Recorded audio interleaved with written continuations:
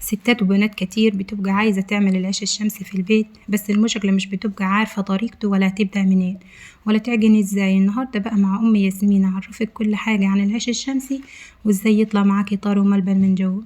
معايا العجانة بتاعتي وحطيت فيها المية. طبعا انتي عايزة تحطي في العجانة بتاعتك مية في الأول ماشي، عايزة تحطي الدقيق بتاعك وبعد كده تحطي المية بتاعتك ماشي. أنا حطيت المية في الأول عشان أنا عارفة أنا هعجن كتير أو قليل، انتي على حسب راحتك حطي. نزلت بالعجين بتاعي او الدقيق بتاعي في الميه اللي انا جايباها دي، وبدات ارك العجين بتاعي خالص في الميه بحيث اني ما اخليش ولا حته دقيق متبقاش متغلفه بالميه. لازم تروكي العجين بتاعك خالص وتقلبيه كده خالص في الميه، ما تخليش اي دقيق خالص من تحت ولا على جنب عشان ما يكورش معاكي في الرغيف ويعمل زغاميد معاكي او يعمل تكتلات. لازم تلم العيش بتاعك خالص وتعجنيه خالص وتملكيه خالص بالميه بتاعتك بالطريقه دي، ما تخليش دقيق خالص وتبداي تملكي فيه خالص. العيش الشمسي بيحب انك انت تملكي فيه. بعد كده هتحطي تنزلي بالخميره. انا الخميره دي عاملاها بالليل. الخميره دي عباره عن ميه، لو انت في الشتاء هتعمليها بميه سخنه، لو انت في الصيف هتعمليها بميه بارده. عباره عن ميه والحدق بتاعك. الحدق بتاعك ده عباره عن حته دقيق، حته عجينه هتاخديها من العجانه بعد ما تخلطي عجين وتحطيها في كيس وتحطيها في التلاجة او من حله الخميره. بعد ما حطيت العجينه بتاعتي على العجين، بعد ما حطيت الخميره بتاعتي على العجين، بدات اروك الخميره بتاعتي خالص بالعجين بتاعي. لازم تخلي كل الخميرة بتاعتك تتغلف بالعجين بتاعك، تخلي العجين كله ياخد من الخميرة دي عشان العيش كله يخمر معاكي ومفيش رغيف يفضل معاكي كده يكور ما يوصلوش ايه خميرة. لازم تعجني كويس بعد ما تحطي الخميرة، لازم تعجني كويس خالص بايدك وتجيبي من تحت برضو من فوق وعلى جنب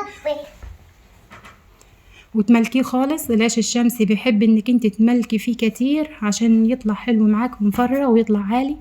لازم تملكي فيه كتير خالص وتخلي ميه جنبيكي. لما تحسي ان هو عايز منك ميه تحطي بس شويه بشويه، ما تحطيش كتير. تحطي كوبايه جنبيكي وتحطي بشويه القليلين عشان ياخد منك ملكان كتير ويبقى طاري معاك وحلو. بدأت طبعا اختبر العجين بتاعي، بدأت اقطع منه حته قليله عشان اشوف العجين عايز ميه تاني او كده تمام.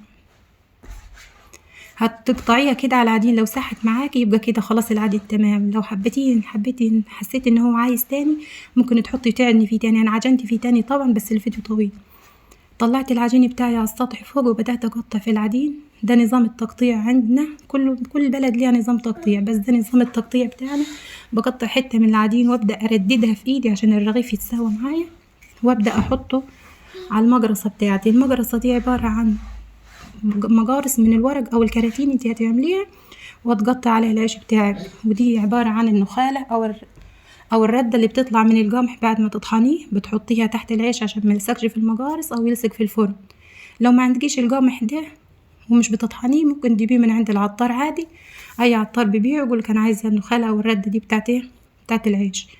هتبدأي طبعا تسلمي الدقيق العيش بتاعك. هتعرفيه ازاي ان هو عايز يسلم، هتحطي ايدك كده عليه هتلاقيه شف من فوق باي قماشة نظيفة معاكي. هتبدأ تسلمي العيش بتاعك، هتبدأي في النص وتبدأي تدايريه حوالين داير عشان يطلع معاكي مستوي وحلو. بعد كده طبعا انت العيش الشمسي ده هتقطعيه وتخليه في الشمس. انا دول طبعا حطيتهم في الظل عشان التصوير والاضاءة بتاعت الشمس. هتستنيه يخمر معاكي، تحسيه خمر بالشكل ده لما تلاقي الرغيف اتنفخ معاكي وتحسي ان العجين من جوه طلع كده لبره من الجانب، وتحطي على ايد تحطي ايدك كده عليه تحسي ان هو نشف معاكي. يبقى كده خلاص العيش بتاعك الشمس اللهم بارك خلاص خمر معاكي وعايزاه يترص. هتبدأ موس نظيف، الموس ده هتخليه بس للعجين. تبدأ تدير الرغيف بتاعك كده في النص عشان لو ما ديرتيش الرغيف وتيجي ترصيه على الفرن هيكور معاكي وما يطلعش العيش ابدا حلو. لازم بالموس كده وتديريه في النص. هتسخن الفرن قبليها ب14 دقيقة أو ب10 دقايق. لازم تسخن طبعا فرن الخبيز، لازم تسخن العيش الشمسي قبل ما ترصيه عشان العيش ينفخ معاك بسرعة ويطلع هايش من جوا وحلو. لازم تسخن الفرن من قبليها وبعد كده تبدأ ترص. يا بنات يا أمهات يا ستات، لازم عشان يطلع معاك العيش كده منفوخه زي الكيكة الإسفنجية لازم تعجنيه كويس خالص، ولازم تنقي نوع دقيق يبقى كويس ومضمون عشان يطلع معاك العيش هش وبالطريقة دي وزي العسل. كده خلاص العيش بتاعي دخل على السوا خلاص اللهم بارك، خلاص يعني هيستوي خلاص وهطلعه من الفرن. خلاص انا هطلع العيش من الفرن والف هنا على قلبك. ده شكل العيش طبعا بعد ما استوى خلاص اللهم بارك، يعني العيش زي العسل. اللهم بارك، حاجة نظيفة وحاجة عاملاها انت بايدك. ما تنسيش بقى تعملي لايك للفيديو واشتراك في القناة وتفعلي زر الجرس علشان يوصلك كل جديد من مطبخ ام ياسمين.